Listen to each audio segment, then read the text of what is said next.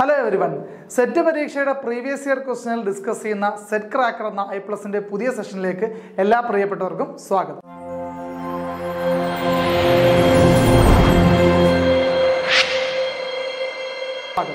നമ്മൾ ഇന്ന് ചർച്ച ചെയ്യാൻ പോകുന്നത് 2024 ജൂലൈയിൽ നടന്ന സെറ്റിന്റെ പേപ്പർ 1ന്റെ എക്സ്പ്ലനേഷൻ വീഡിയോ ആണ്. അപ്പോൾ നമുക്കൊന്ന് ക്ലാസ്സിലേക്ക് പോകാം. നമുക്ക് ക്വസ്റ്റ്യൻ 1 മുതൽ നമുക്ക് എക്സ്പ്ലെയിൻ ചെയ്ത് പോകാം. നോക്കിക്കോളൂ, ഒന്നാമത്തെ question, cooking to save your life is a cook book containing a collection of recipes authored by an Indian Nobel laureate. അതായത് ഒരു നൊബേൽ ലൊറേറ്റ് ആയ ഇന്ത്യക്കാരനായ ഒരു വ്യക്തി എഴുതിയ പുസ്തകമാണ് cooking to save your life എന്ന് പറയുന്നത്.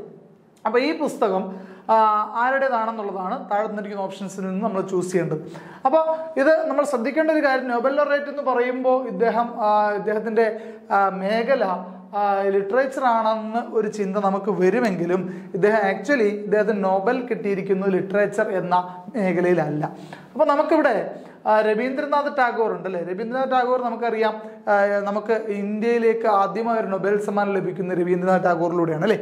അപ്പോൾ അദ്ദേഹം ലിറ്ററേച്ചർ എന്ന മേഖലയിലാണ്. അതുപോലെ അമർത്യ സെൻ, അഭിജിത് ബാനർജി, CV രാമൻ, ഇത്രയും പേരാണ് നമ്മുടെ ഓപ്ഷൻസിലുള്ളത്. ഇവരെല്ലാവരും നൊബേൽ ലൊറേറ്റ്സ് ആണെന്നുള്ള കാര്യം ശ്രദ്ധിക്കുക. അപ്പം നമ്മൾക്ക് ഇതിൻ്റെ ആൻസർ ആയിട്ട് കിട്ടുന്നത് അഭിജിത്ത് ബാനർജിയാണ്. അഭിജിത്ത് ബാനർജി ആരാണെന്ന് ചോദിച്ചാൽ, അഭിജിത്ത് ബാനർജി ഒരു എക്കണോമിസ്റ്റ് ആണ്. അദ്ദേഹത്തിന് എക്കണോമിക്സിൽ 2019 നൊബേൽ പ്രൈസ് ലഭിച്ച വ്യക്തിയാണ്. അദ്ദേഹത്തിന് ആക്ച്വലി ഷെയർഡ് നൊബേൽ പ്രൈസ് ആണ്. അദ്ദേഹത്തിൻ്റെ കൂടെ മറ്റൊരാൾ കൂടെ ചേർത്താണ് നൊബേൽ പ്രൈസ് നൽകിയതെങ്കിലും അഭിജിത്ത് ബാനർജി എക്കണോമിക്സിലാണ് 2019 നൊബേൽ സമ്മാനം ലഭിച്ചത്.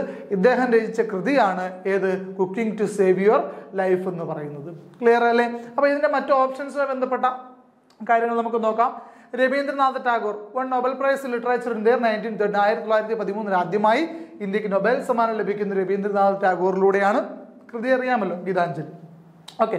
അമർത്യ സെൻ അടുത്തായി നൊബേൽ പ്രൈസ് ലഭിക്കുന്ന എക്കണോമിക്സിൽ നിന്നുമുള്ള വ്യക്തിയാണ്. 1998 ആർക്ക്, അമർത്യ സെന്നിന് നൊബേൽ സമ്മാനം ലഭിക്കുന്നത്. മറ്റൊന്ന് CV രാമൻ, ഫിസിക്സിൽ നമുക്ക് നൊബേൽ സമ്മാനം ലഭിച്ച 1930 ക്ലിയർ ആണല്ലോ.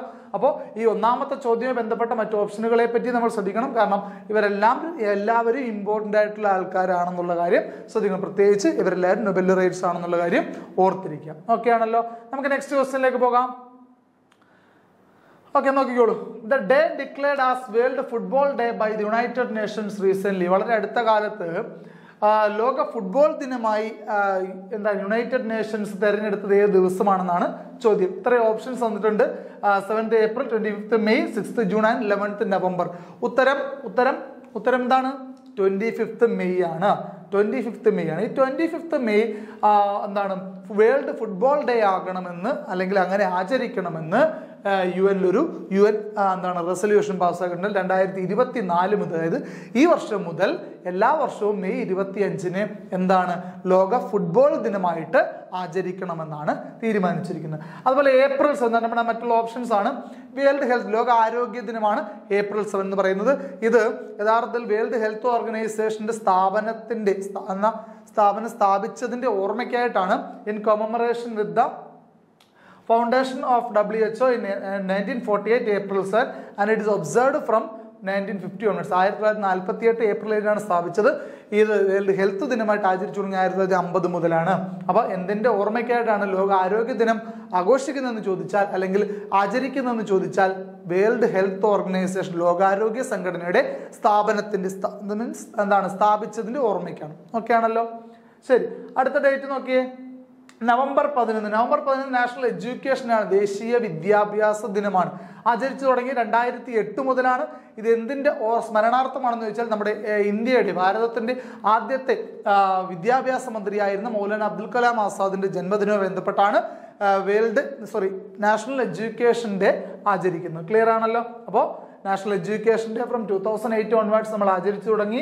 In commemoration to the birthday of Maulana Abdul Kalam Azad, the first education minister of India. ഇന്ത്യയുടെ ആദ്യത്തെ വിദ്യാഭ്യാസ മന്ത്രിയായിരുന്ന മൗലാന അബ്ദുൽ കലാം ആസാദിന്റെ ജന്മദിനം അല്ലെങ്കിൽ അദ്ദേഹത്തിന്റെ സ്മരണാർത്ഥമാണ് നമ്മൾ ആചരിക്കുന്നത്. 2008 മുതൽ ദേശീയ വിദ്യാഭ്യാസ ദിനമായിട്ട് ആചരിക്കുന്നു. ശരി, നെക്സ്റ്റ് ക്വസ്റ്റ്യൻ നോക്കൂ. The farmer from Kerala honoured with Padmashri 2024 for preserving over 650 traditional rice varieties. വളരെ പ്രധാനപ്പെട്ടതാണ്. ഈ ചോദ്യം കാണുമ്പോൾ ചില കൺഫ്യൂഷൻസ് വരാം.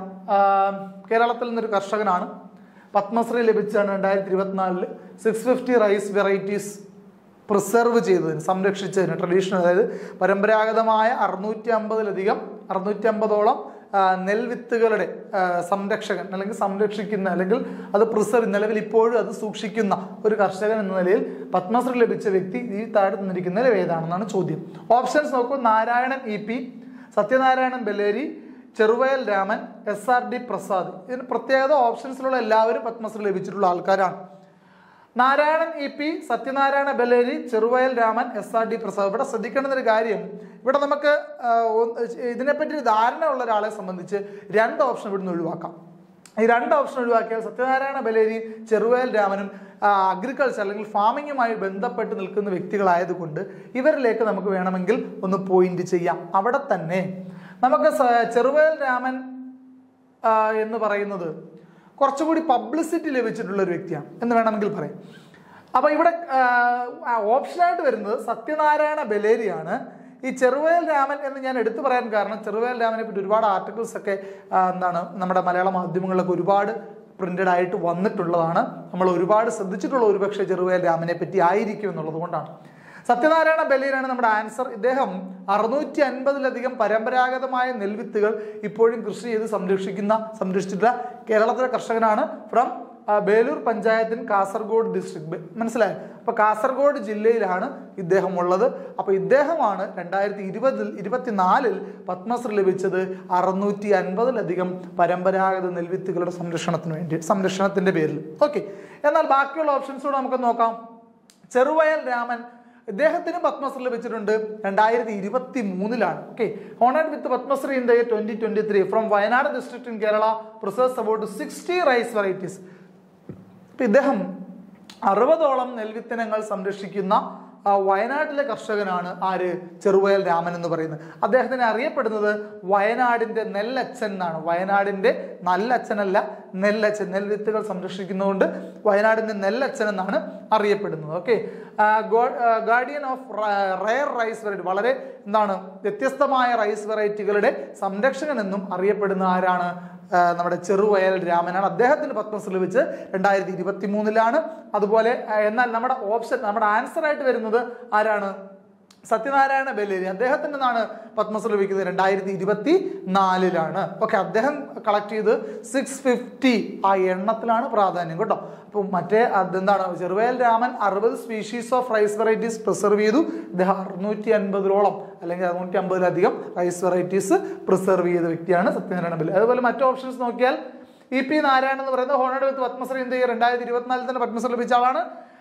First Theyyam artist to receive Padmashri ലഭിക്കുന്ന ആദ്യത്തെ തെയ്യം കലാകാരനാണ് ആര്? EP നാരായണൻ എന്ന് പറയുന്നത്. അടുത്ത SRD പ്രസാദ് എന്താണെന്ന് ചോദിച്ചാൽ honoured with Padmashri in the year 2023 2021 Padmashri ലഭിച്ച വ്യക്തിയാണ്. He's a Kalaripayattu master from Kannur district. കളരി ആശാനാണ് ആര്? SRD പ്രസാദ് എന്ന് പറയുന്നത്. അപ്പൊ ഇദ്ദേഹത്തിന് 2023 ലഭിച്ചത്. അപ്പൊ ഈ 4 പേരും പത്മശ്രീ ലഭിച്ചവരാണ്. ഇവരുടെ മേഖലകൾ വളരെ കൃത്യമായി അറിഞ്ഞിരിക്കണം. ഓക്കെ ആണല്ലോ?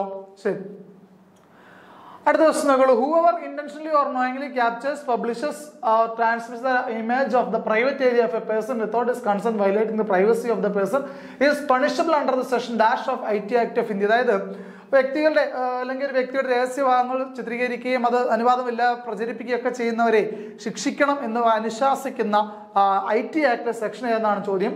ഓപ്ഷൻസ് ഉണ്ട്. 66E, 66C, 66B, 66A.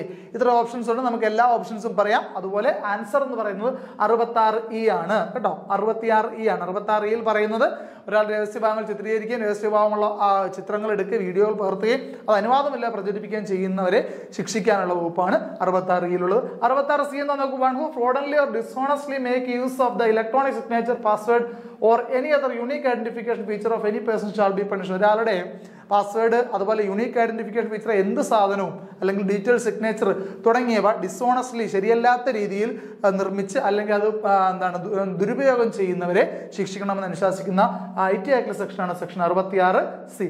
66B എന്ന് പറഞ്ഞാൽ കമ്മ്യൂണിക്കേഷൻ ഡിവൈസുകൾ മോഷ്ടിക്കുക അല്ലെങ്കിൽ മോഷണം ലഭിച്ച വസ്തു തിരിച്ചു കൊടുക്കാതിരിക്കുക ഇങ്ങനെയൊക്കെയുള്ള തെറ്റുകൾ ചെയ്യുന്നവരെ അല്ലെങ്കിൽ അങ്ങനെ തെറ്റ് ചെയ്യുന്ന ഉറപ്പുള്ളവരെ ആ ഒരു തെളിവുള്ളവരെ ശിക്ഷിക്കാൻ വേണ്ടിയുള്ള വകുപ്പാണ് 66B എന്ന് പറയുന്നത്. 66A എന്ന് പറയുന്നത് കമ്മ്യൂണിക്കേഷൻ ഡിവൈസിൽ ഒഫൻസീവ് ആയിട്ടുള്ള മെസ്സേജുകൾ അയക്കുന്ന വ്യക്തികളെ ശിക്ഷിക്കുക എന്നുള്ളതാണ്.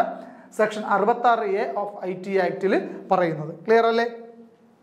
നെക്സ്റ്റ് ക്വസ്റ്റൻ നോക്കൂ. In March 2024 India successfully launched the 5000 kilometre range nuclear missile with MIRV technology which can deliver multiple warheads at different locations in A single launch. The name of the mission is.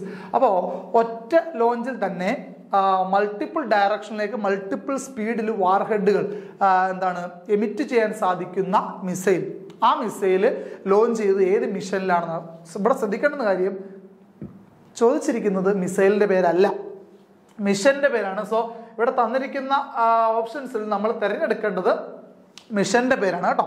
അപ്പോൾ ചോദിച്ചിരിക്കുന്നത് the name of the mission is, അല്ലാതെ മിസൈലിന്റെ പേരല്ല കേട്ടോ. അതായത് ഒരു nuclear മിസൈലാണ് വിക്ഷേപിച്ചത്, MIRV ടെക്നോളജിയുള്ള, അതായത് multiple ടാർജറ്റുകളിലേക്ക് നമുക്ക് വാർഹെഡ്സിനെ split ചെയ്ത് വിടാൻ ഉള്ള എബിലിറ്റി, അതാണ് MIRV ടെക്നോളജി എന്ന് പറയുന്നത്. അത് പല സ്പീഡിൽ ഡിഫറെന്റ് ഡയറക്ഷനിലേക്ക് വിടാൻ സാധിക്കും ഒറ്റ ലോഞ്ചിൽ തന്നെ, അതാണ് ഇതിന്റെ പ്രത്യേകത.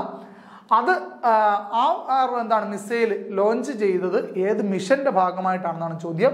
Options A Divyastra, B Pashupatastra, C Nagastra, D Varunastra. അപ്പൊ ഇത്രയും ഓപ്ഷൻസ് ആണ് നമുക്കുള്ളത്.